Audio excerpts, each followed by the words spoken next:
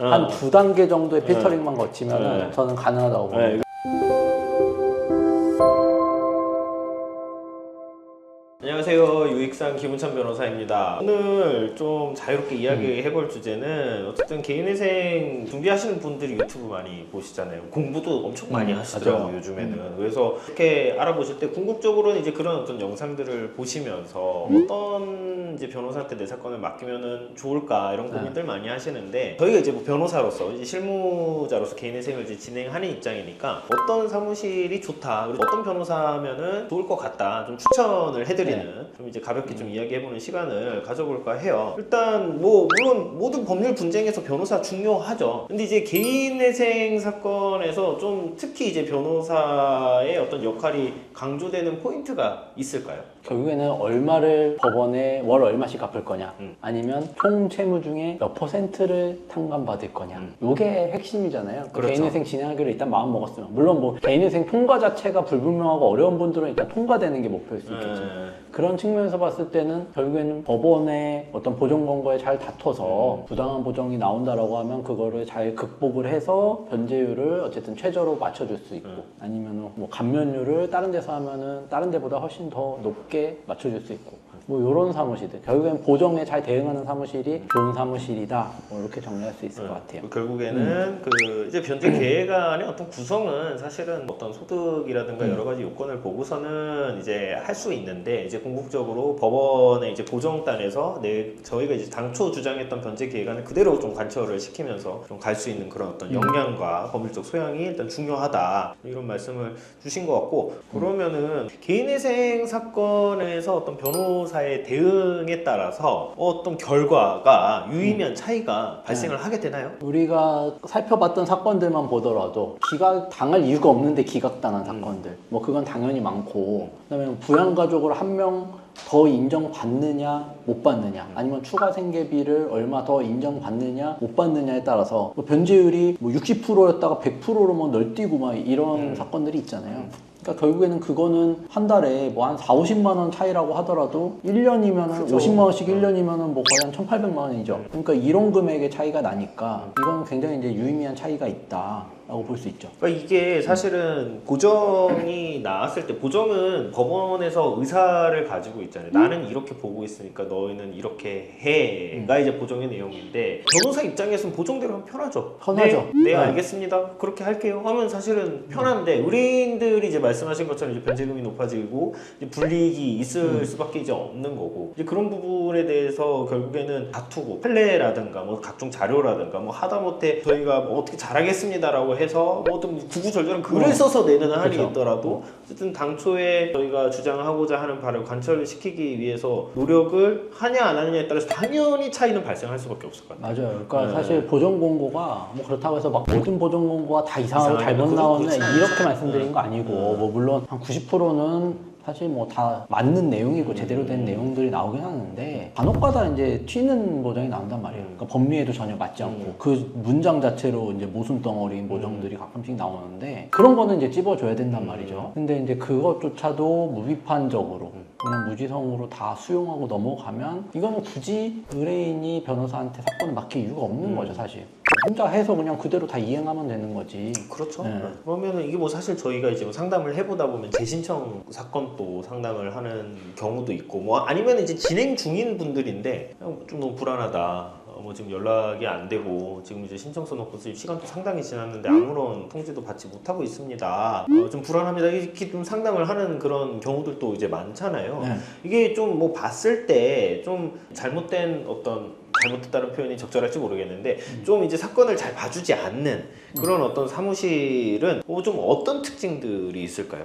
제일 문제가 되는 거는 사실은 이렇게 보면 결국에는 청산가치, 그 다음에 이제 뭐 부인의 대상, 요 보정이 나왔을 때 제 대응을 못하는 경우가 제일 많아요. 그러니까 편파 변제가 있으므로 청산가치 반영하세요. 요거는 정당하지 못함으로 청산가치 반영하세요. 그냥 일방적으로 이렇게 내린단 말이에요. 그리고 아니면 뭐 이 보정 권고도 있어요. 이 변제 계획안은 인정할 수 없으므로 인정할 수 없는 근거는 없어. 하지만 회생위원 마음에 안 들어. 이 변제 계획안은 인정할 수 없으므로 이렇게 고쳐서 내세요. 그러면 사실은 이거는 어떤 합당한 법리적인 근거나 이유가 붙어서 나오는 게 아니잖아요. 그렇죠? 그러면 왜 인정 못 하느냐를 또 따져야 되는 문제가 있는 거고, 그 다음에 뭐 청산가치 반영하라라고 했을 때는 그게 뭐 부인의 대상이다라고 했을 때 정말 부인의 대상인지는 따져봐야 되는 거고, 정말 잘못했으면은 이렇게 뭐 도저히 빠져나갈 여지가 없는 명백한 경우도 있어요. 증거도 없는 경우도 있고, 아니면 증거로서 너무 명백한 경우. 이거는 당연히 뭐 다툴 수가 없지. 그건 다툰다면 우기는 거니까. 근데 그게 아니라 애매해. 아니면 이거는 법리적으로 봤을 때는 부인의 대상이 아니고 청산가치 반영할 게 아니야. 근데 반영하라고 나와. 그러면 그거는 이제 일단 최소한 다퉈주고, 다투면서 회생위원도 이제 자존심이 있으니까 어느 정도 조율을 해나가야 되는데, 일단 알겠습니다 이렇게 해가지고 그냥 보존공고 따르면 말도 안 되게 계속 청산가치 막 반영하다 보면 결국에는 한 달에 30만 원 갖고서 생활할게요 이렇게 나와버리니까, 그건 그 시키는 대로 다 반영했더니 결국엔 그 끝은 기각이잖아요. 기각인 거죠. 사건 자체가 기각이 될 케이스도 있지만은 변호사의 어떤 대응이 잘못돼서 기각되는 케이스도 분명히 일단 존재는 하고, 뭐 실제로 저희가 목격을 하기도 하고요. 그런 것 같아요. 근데 이제 제가 봤을 때 뭐 개인회생 사건도 그렇고 뭐 다른 이제 법률 분쟁 사건도 그렇고, 변호사가 애착을 가지고서는 계속 들여다보고 공부하고 계속 뭐 어떻게 할까 고민하고 하면은 어쨌든 좋은 결과가 있는 것 같거든요. 근데 사실 그게 변호사로서는 에너지가 쓰이는 작업이잖아요, 사실은. 그러면 이런 것 좀 궁금해하실 수도 있을 것 같아요. 이게 어쨌든 보정이 나오고 뭐 대응을 하지 않고 그 개인회생 되는 경우들이 있잖아요. 뭐 불리한 결과가 나올지언정. 대리인 사무실 끼지 않고 나 그냥 뭐 혼자 할래라고 하면 그 혼자 진행이 가능할까요? 혼자 진행 가능할 수는 있죠. 다만 이제 정말 뭐 그냥 심플한 사건이어서 자료만 그냥 잘 취합해가지고 정리해서 내기만 하면 어느 누가 보더라도 어느 관점에서 바라보더라도 결과가 달라지지 않는 사건들이 있어요. 그런 경우라면은 이제 혼자도 충분히 가능하지만, 근데 사실은 이게 사실관계라는 게 뭐 돌려막기로 썼냐, 생활비로 썼냐, 과소비로 썼냐, 아니면은 편파 변제를 했을 때 왜 편파 변제가 됐느냐, 이거는 결국엔 어느 관점에 포인트를 줘서 보느냐, 어떤 관점으로 바라보느냐에 따라서 사실은 주관적인 측면이 있잖아요. 그러면 그렇죠. 채무자한테 유리한 요소들을 이제 부각시켜주기 위한 측면에서는 그런 것들 이제 좀 일부는 잘 포장을 하고 좀 긍정적으로 보여질 수 있는 측면들 더 부각하고 이런 것들도 이제 필요한데, 그런 거에 있어서 이제 대응이 조금 미흡할 수는 있겠죠. 이게 사실 이쪽 개인 회생, 뭐 물론 파산도 그렇고, 이 업계 자체가 변호사분들 요즘에 사실은 이제 유능하고 뭐 이런 변호사님들 이제 굉장히 많은데, 사실 이제 법무사님들도 뭐 굉장히 이제 많이 일을 하시잖아요. 이걸 진행한다면 어떤 차이가 있고 어디를 좀 뭐 권하고 싶은지 그 의견 있으세요? 저는 솔직히 말씀드려서 변호사냐 법무사냐는 중요하지 않다라고 보고, 저도 그렇습니다. 왜냐하면 변호사 이름만 걸어놓고서 실질적으로 변제계획안을 볼 줄 모르는 사람들도 많아요, 사실. 그죠?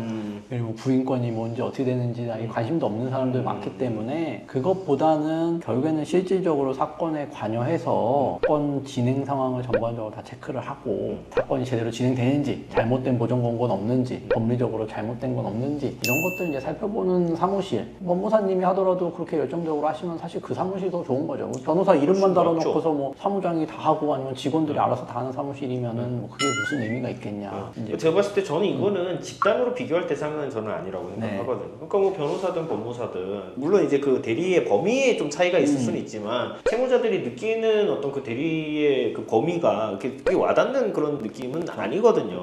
그럼 결국에는 변호사가 하건 법무사가 하건 그냥 잘하는 사람이 하고, 그 다음에 내 사건에 관심을 많이 가지고서는 보정에 나왔을 때 치열하게 다투고 그걸 할 수 있는 사람이 하고, 이게 중요한 거지. 이게 뭐 단순히 그 집단 대 집단으로 갖고 와서 비교를 해서 변호사가 더 좋습니다 이렇게 할 거는 아닌 것 같다라는 게 일단 저의 생각입니다. 그러면 결국에는 엄청 많아요, 사무실이. 뭐 변호사 사무실부터 해서 법무사 사무실 있고 뭐 이제 엄청 다양한데, 이걸 내가 좋은 사무실을 고르려면은 좀 방법이 있을까요? 적어도 이러면 나쁜 사무실은 피할 수 있다라는 말씀 드리고 싶어요. 오히려 오히려 반대로 이런 기준에 따라서 접근을 해야 된다. 그러면 나쁜 사무실을 거를 수 있다. 한 2단계 정도의 필터링만 거치면 저는 가능하다고 봅니다. 이거 딱 2개 거치면 첫 번째 뭔가요? 첫 번째로는 일단 수임료 대출 하는 사무실만 걸러도 절반은 성공이다 일단.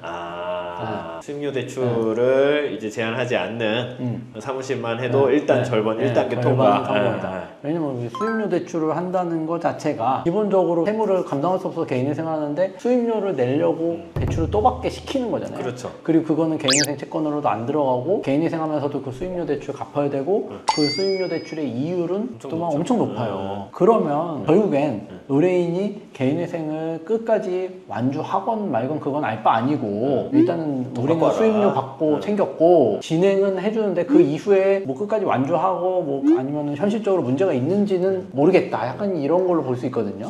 태도가 안 됐다. 그러니까 그게 이제 볼 수 있을까요? 그렇게 이제 볼 수 있을 것 같고 그리고 두 번째 단계는 한 3군데 정도만 일단은 최소 3, 4군데 정도 제가 상담 받아보시라 이렇게 말씀을 드리잖아요. 그러면은 이제 뭐 거기서 이제 저는 상담 다 받아봤으니까 뭐 비용만 알려주세요 뭐 이런 분들도 있는데 사실 그것보다는 그 상담하는 과정에서 상담하는 사람의 어떤 태도나 진행 과정에 대한 설명 그리고 예상되는 문제점이나 쟁점들을 이제 구체적으로 밝혀주고 그러니까 꼭 희망적으로만 얘기하는 사무실들이 있단 말이에요. 아 이거 뭐 무조건 다 돼요. 일단은 걱정하지 말고 가져오세요. 이런 사무실보다는 현실적으로 사실은 뭐 무조건 다 됩니다 할 것 같으면은 재판에서도 일단 뭐 100% 승소입니다인데 사실은 재판에서도 1심 결과 다르고 2심 결과가 다른데 어떻게 그 뭐 100% 무조건 다 됩니다가 있을 수 있어요. 그러니까 결국엔 그 태도에서 사실 이 사건은 기본적으로는 이런 정도로 진행될 것으로 예상되나 보정 과정에서 어떤 쟁점들이 나올 것으로 예상되고 요거를 잘 대응했을 때 베스트 케이스는 이렇게 갈 수 있지만 결국엔 어떤 회생위원이라든지 재판부라든지 뭐 보정 권고의 대응 여부 그다음에 그 관련 자료가 어느 정도 구비돼서 제출되느냐에 따라서 결과적으로는 안 좋은 결과도 이런 식으로는 갈 수 있습니다. 이렇게 이제 객관적으로 안내를 해주는 사무실이 사실은 훨씬 좋은 사무실이죠. 그리고 그 구체적으로 어떤 부분들이 문제되는지 조목조목 짚어주고 그 문제점들을 어떻게 또 해결해 볼 수 있는지도 짚어주는 사무실. 그거는 최소한 뭐 한 두세 군데 비교 상담 해보시면 뭐 충분히 이제 파악이 가능하실 것 같아요. 사실 상담을 많이 받는 게 굉장히 일단 저는 중요하다라고 생각한 게 다른 측면에서 이제 말씀해주신 이제 장점들이 있고 일단은 상담을 적게 받고 결정을 하게 되면은